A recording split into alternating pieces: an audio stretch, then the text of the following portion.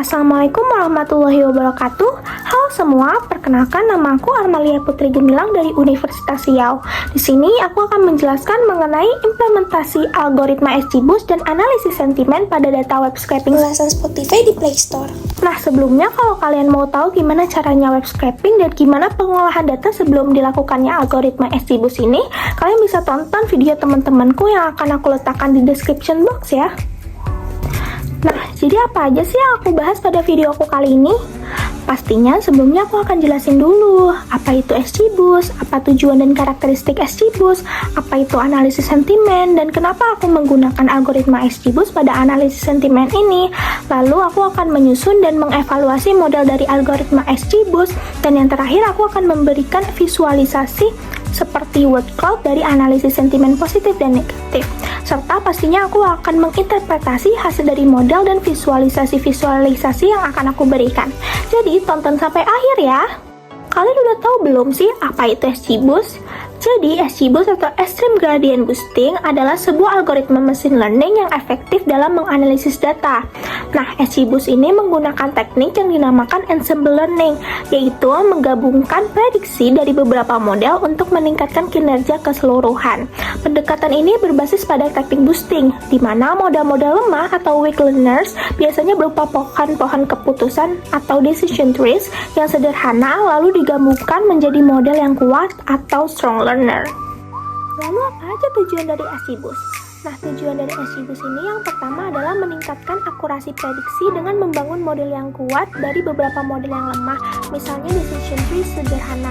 Lalu yang kedua adalah mengurangi kesalahan prediksi dengan cara iteratif memperbaiki kesalahan dari model sebelumnya. Karakteristik XGBoost yang pertama yaitu cepat dan efisien.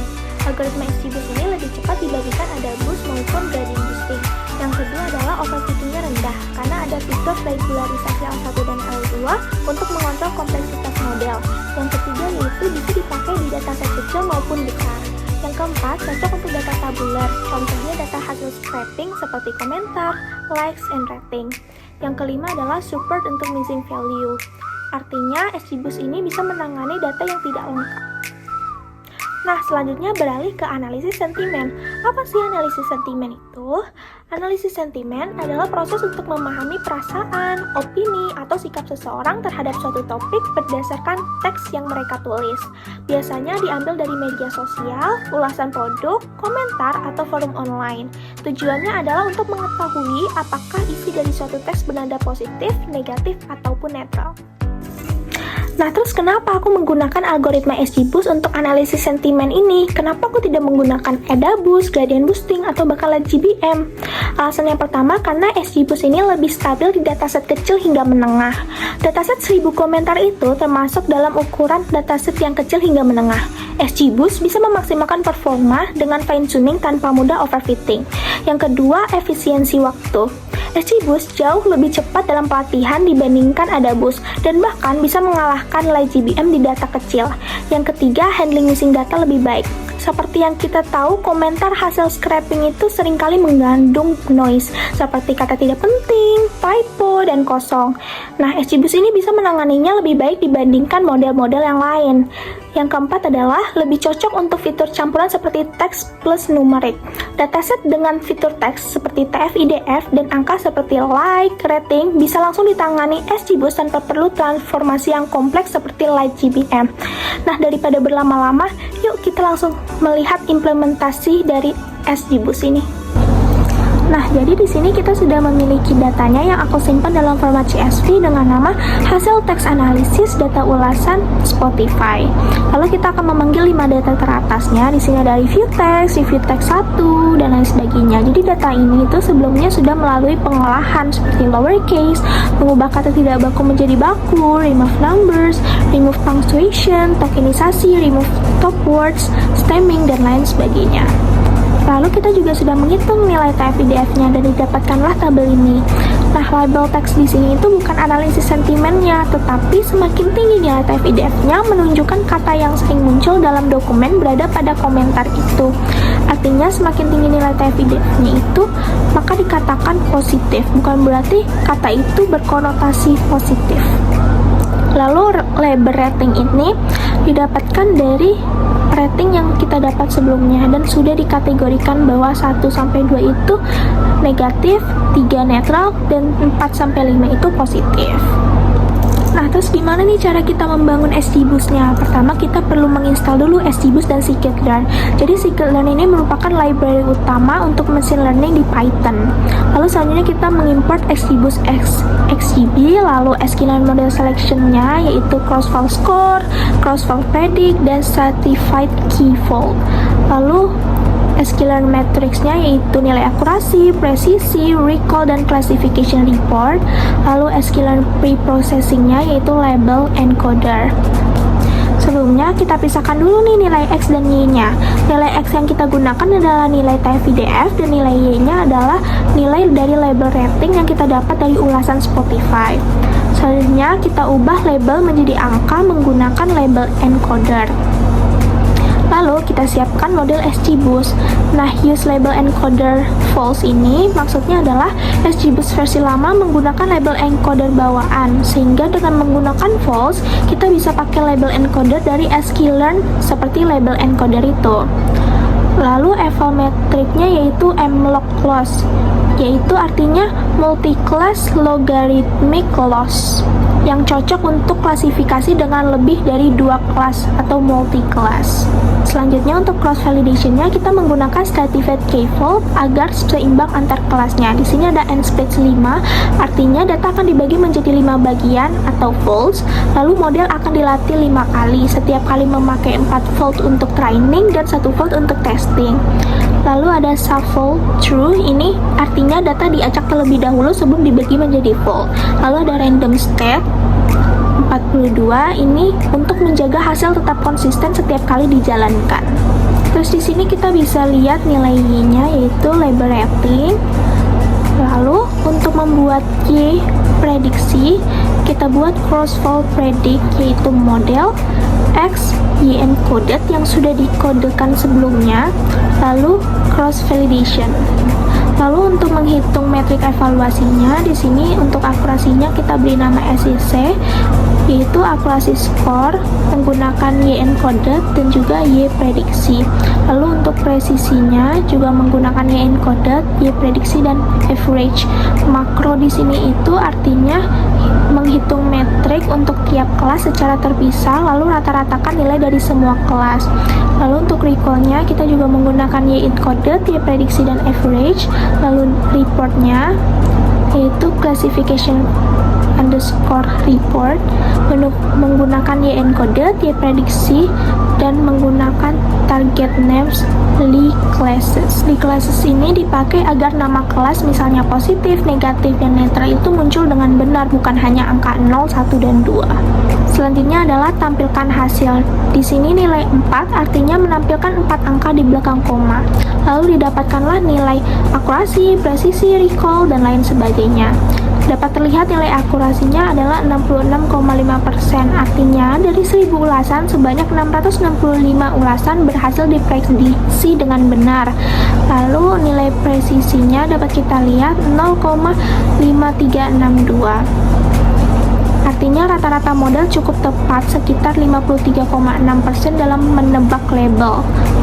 Selanjutnya untuk recall itu kita dapatkan nilai 0,5335, artinya secara rata-rata model hanya berhasil mengenali sekitar 53,3% dari ulasan yang benar-benar termasuk dalam setiap kelas. Selanjutnya untuk classification report tiap kelas dapat kita lihat untuk negatif nilai presisinya itu 0,69, artinya dari semua yang diprediksi sebagai negatif 69% benar-benar negatif, sedangkan untuk netral itu 24% dan positif 68%. Lalu nilai recall untuk negatif itu 0,81, artinya dari semua ulasan negatif 81% berhasil dikenali dengan benar, sedangkan untuk netral itu 0,08 dan positif 0,71.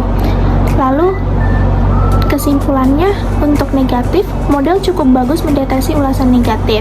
Untuk netral itu model sangat kesulitan dalam mengenali ulasan netral, karena banyak ulasan netral yang salah dikira menjadi negatif ataupun menjadi positif.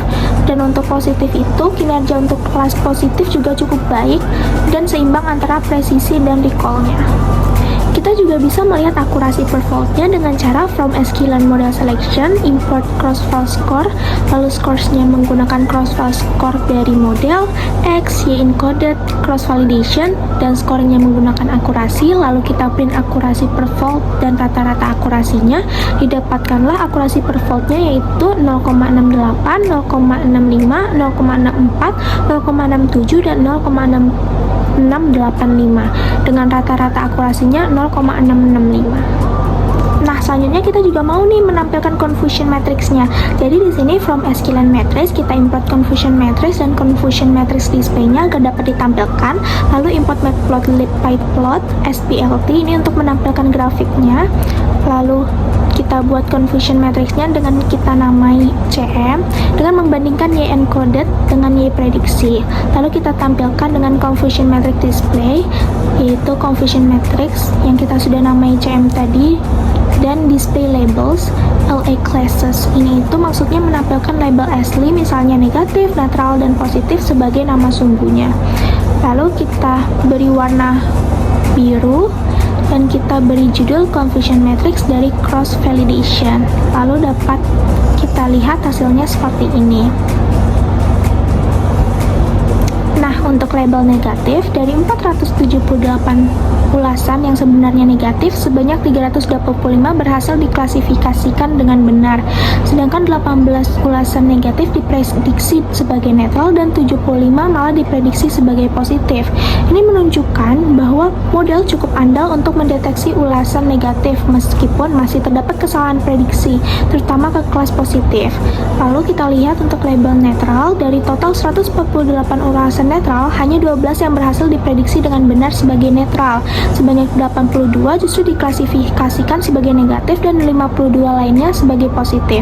Artinya, model kesulitan membedakan ulasan netral. Dan kita lihat untuk label positifnya, dari 376 ulasan yang sebenarnya positif, model berhasil mengklasifikasikan 268 dengan tepat.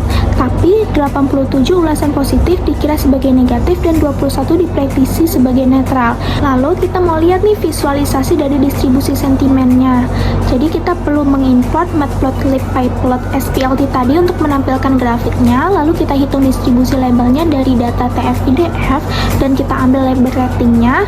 Lalu kita buat pie chartnya yaitu PLT figure dengan ukuran 6x6, lalu PLT pie dengan label counts. Label counts ini adalah nilai dari masing-masing sentimen, misalnya 478 negatif dan lain sebagainya. Lalu untuk labelsnya itu dari label counts index, yaitu label untuk tiap slice-nya, misalnya nama sentimennya negatif, positif, dan netral. Lalu untuk autopacity itu untuk menampilkan persentase dan kita menggunakan warna light blue, light green, dan pink. Dan diberi judul distribusi sentimen. Didapatkanlah hasilnya seperti ini. Dapat lihat untuk kelas negatif itu berjumlah 47,8%, lalu untuk positif 37,6% dan netral 14,6%. Dapat terlihat untuk kelas yang paling tinggi itu ada di negatif yaitu 47,8%. Nah, selanjutnya kita mau buat word cloud-nya nih untuk lihat kata-kata apa saja yang sering muncul. Pertama yang perlu kita lakukan adalah menginstal word cloud. Lalu from word cloud, import word cloud, lalu import matplotlib pyplot SPLT untuk menampilkan grafiknya. Lalu menggabungkan teks per kategori sentimen berdasarkan rating. Jadi, teksnya ini mengambil seluruh teks review dari kolom review teks 7 yang merupakan hasil akhir dari lowercase, stemming, dan sebagainya tadi yang termasuk ke dalam label positif maupun negatif. Nah, selanjutnya untuk word cloud ulasan positif, kita memberikan lebar 800, lalu tingginya 400 dengan backgroundnya berwarna putih. Lalu kita generate teks positifnya. Selanjutnya untuk word cloud ulasan negatif sama dengan lebar 800, tinggi 400, tetapi backgroundnya berwarna hitam dan warnanya merah. Lalu kita generate teks negatifnya. Selanjutnya kita tampilkan keduanya menggunakan PLT figure dengan ukuran 16x8. Lalu PLT subplot 1211 ini artinya jumlah baris, 2 itu jumlah kolom, dan 1 diletakkan pada kolom yang pertama. Lalu ditampilkan PLT InShow word cloud positif. Interpolation bilinear ini maksudnya adalah metode interpolasi agar gambar lebih smooth dan bagus. Lalu PLT axis of ini maksudnya menghapus garis sumbu. Lalu diberikan judul word cloud ulasan positif. Begitu juga dengan ulasan negatif namun diletakkan pada kolom yang kedua. PLT layout ini digunakan agar memastikan layout tetap rapi. Lalu ditampilkanlah seperti ini. Nah, dapat dilihat ya dari word cloud ulasan positif yang kiri ini, kata yang paling sering muncul itu ada lagu, aplikasi, bagus, Spotify, premium, dan suka. Jadi, pengguna memberikan ulasan positif karena kualitas lagu yang bagus, fitur premium yang memuaskan, dan pengalaman aplikasi yang menyenangkan. Lalu, untuk word cloud ulasan negatif di kanan ini, kata dominannya itu ada iklan, lagu, premium, Spotify, bayar, dan batas. Jadi, keluhan terbanyak muncul terkait banyaknya iklan, keterbatasan fitur tanpa bayar atau premium, serta ketidakpuasan terhadap fitur tertentu seperti batas lagu atau playlist. Nah, selanjutnya adalah analisis sentimen. Sebelumnya kita harus membuat dulu nih daftar kata kunci untuk tiap aspek. Aspek yang aku gunain itu ada kualitas, harga, layanan, konten, dan fitur sosial. Untuk kualitas sendiri itu kata kuncinya seperti kualitas, bagus, awet, dan sebagainya. Lalu untuk harga itu kata kuncinya ada harga, bayar, ekonomi, dan lain-lain. Untuk layanan ada layanan, respon, customer, lambat, dan sebagainya. Untuk konten ada lagu, album, playlist, genre, dan sebagainya. Dan untuk fitur sosial itu ada berbagi, teman, sosial, dan lain-lain. Setelahnya, tambahkan kolom aspek dengan depth deteksi aspek, teks, lalu aspek terkait sama dengan ada list kosong di sini. Ini itu nantinya akan diisi dengan aspek yang ditemukan dalam teks. Lalu kita melakukan loop for aspect keywords in aspek kata kunci. Aspek kata kunci ini merupakan dictionary-nya. Lalu if any KW in text for KW in keywords, aspek terkait append, return aspek terkait. Nah, loop ini akan mengecek satu persatu aspek seperti kualitas, harga, dan sebagainya beserta daftar kata kuncinya. Lalu cek apakah ada kata kunci yang muncul di teks. Lalu df text aspek sama dengan df text 1, review text 7, apply deteksi aspek. Fungsi apply ini akan menjalankan deteksi aspek ke setiap baris review text 7. Selanjutnya, from collection import default tick. Default tick ini merupakan struktur data dari Python yang mirip seperti dictionary. Selanjutnya, buat struktur data menghitung jumlah sentimen tiap aspek. Dengan aspek sentimen sama dengan default tick lambda default tick integer. Jadi, lambda default tick ini artinya setiap nilai dari aspek sentimen itu sendiri adalah default tick lagi, yang isinya adalah angka atau integer, dan integer secara default itu bernilai 0. Lalu for underscore row in df text 1 iterrows.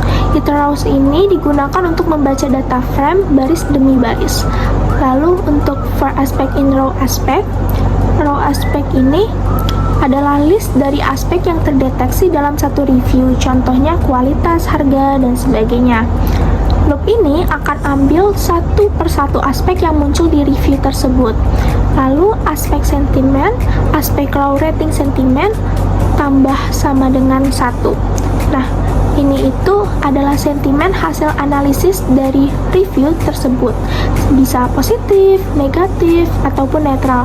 Hitungan ini untuk aspek tertentu dan sentimen tertentu akan bertambah 1. Selanjutnya, ubah ke data frame untuk visualisasi, gunanya untuk mempermudah analisis. Dengan df aspek sama dengan pd data frame aspek sentimen titik filna 0.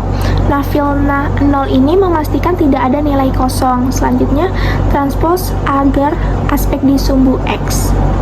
Jadi, titik T ini artinya transpose, membalik baris jadi kolom dan sebaliknya. Tujuannya itu supaya aspek seperti kualitas, harga, dan sebagainya itu jadi sumbu X horizontal di grafik.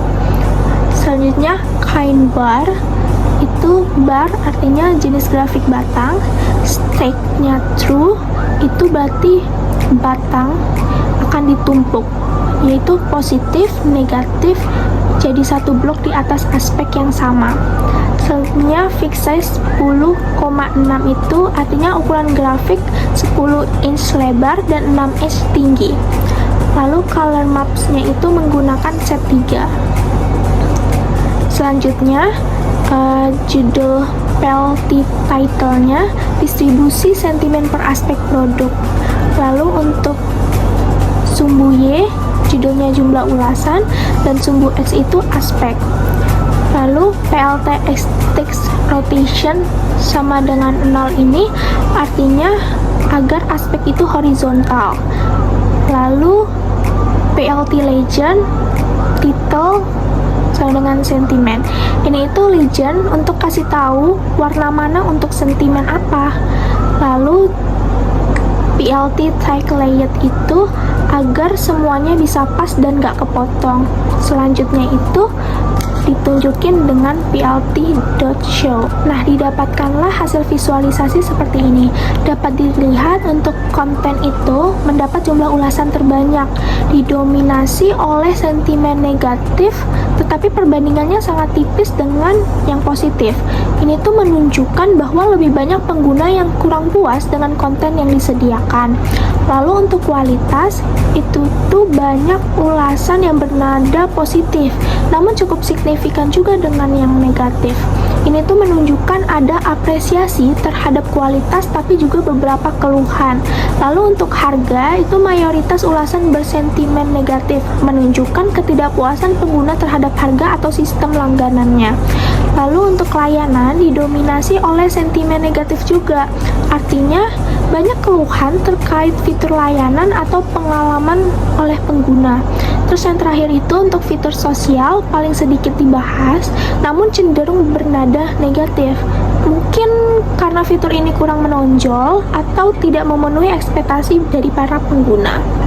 Nah, kita juga bisa melihat apakah aspek itu butuh perhatian, disukai pengguna, ataupun netral dengan menggunakan loop, yaitu for aspect in def aspect columns untuk positif, def aspect get positif. Kita lihat jika label positif ada, ambil nilainya, dan kalau tidak ada, di sini ada angka 0 itu dikembalikan ke nilai 0 biar nggak error. Untuk negatif juga sama. Jadi if negatif itu lebih besar dibandingkan positif, maka menggunakan emoticon obeng ini, jadi artinya itu aspek butuh perhatian. Lalu jika positif itu lebih besar dibandingkan negatif, maka menggunakan emoticon checklist agar mengindikasikan bahwa aspek itu disukai pengguna. Lalu jika aspek itu netral, menggunakan emoticon timbangan, artinya netral atau perlu ditinjau lebih lanjut. Nah, setelah melakukan loop didapatkan bahwa aspek konten, harga, layanan, dan fitur sosial itu butuh perhatian karena banyak ulasan negatif. Sedangkan untuk aspek kualitas itu dapat emoticon checklist yang artinya disukai oleh pengguna. Dari interpretasi-interpretasi yang telah aku sampaikan sebelumnya, tentunya sebagai data scientist aku juga harus memberikan rekomendasi kan, karena seorang data scientist yang baik adalah seseorang yang dapat memberikan rekomendasi bukan hanya menyajikan data. Nah, rekomendasi yang bisa aku berikan yaitu yang pertama, fokus perbaikan pada aspek layanan dan harga, karena kedua aspek ini merupakan aspek yang paling banyak dikeluhkan. Diperlukan evaluasi sistem langganan dan tingkatkan pengalaman pengguna, terutama dalam kecepatan, keandalan, atau fitur layanan. Lalu disarankan juga adanya penyesuaian harga agar lebih terjangkau bagi segmen pengguna yang lebih luas. Yang kedua adalah tingkatkan kualitas konten dan keberagaman. Meskipun ada pujian, masih banyak juga kritik. Tambahkan juga lebih banyak konten yang relevan dan lokal, serta perbaiki performa playlist. Yang ketiga itu jadikan fitur sosial lebih menonjol, karena fitur ini itu jarang dibahas dan cenderung negatif. Jadi ini bisa dijadikan sebagai peluang untuk inovasi. Bisa dengan menambahkan fitur interaksi atau berbagi musik yang lebih menarik. Lalu yang terakhir, jaga dan tingkatkan aspek kualitas, karena aspek ini merupakan aspek yang paling banyak disukai dan mendapatkan respon positif. Ini menunjukkan bahwa pengguna mengapresiasi kualitas dan aspek ini bisa dijadikan kekuatan utama dan terus diperkuat. Jadi itu aja yang bisa aku sampaikan. Mohon maaf jika ada kesalahan dan semoga video aku bermanfaat ya buat kalian. Jangan lupa like dan komen. Assalamualaikum warahmatullahi wabarakatuh.